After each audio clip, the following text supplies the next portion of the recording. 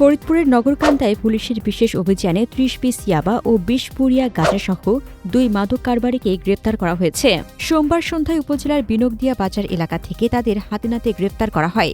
গ্রেপ্তারকৃতরা হলেন ফরিদপুরের সালথা উপজেলার বড় লক্ষণদিয়া গ্রামের মমিন কাজীর ছেলে ফিরোজ কাজী এবং একই গ্রামের ইমান মাতব্বরের ছেলে মামুন মাতব্বর। পুলিশ সূত্রে জানা গেছে, গোপন সংবাদের ভিত্তিতে সোমবার সন্ধ্যায় নগরকান্দা থানার এসআই ফরহাদ ও এসআই জাহাঙ্গীর হোসেনের নেতৃত্বে পুলিশের একটি দল বিনগদিয়া বাজার এলাকায় বিশেষ অভিযান চালায়। এ সময় সন্দেহভাজন হিসেবে ফিরোজ ও মামুনকে তল্লাশি করে তাদের কাছ থেকে ইয়াবা ও গাঁজা উদ্ধার করা হয়। অভিযানের বিষয়ে নগরকান্দা থানার ভারপ্রাপ্ত কর্মকর্তা রাসুল সামদানি আজাদ বলেন, মাদকের বিরুদ্ধে আমাদের অবস্থান অত্যন্ত কঠোর।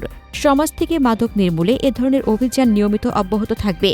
মাদকের সাথে সম্পৃক্ত কাউকে কোনো ছাড় দেওয়া হবে না। পুলিশ জানায়, গ্রেপ্তারকৃত আসামিদের বিরুদ্ধে মাদকদ্রব্য নিয়ন্ত্রণ আইনে মামলা দায়ের করা হয়েছে। প্রয়োজনীয় আইনি প্রক্রিয়া শেষে মঙ্গলবার সকালে তাদের বিজ্ঞ আদালতে প্রেরণ করা হবে। হাসনাতুজ্জাহান হিমু, দৈনিক খোলা চোখ।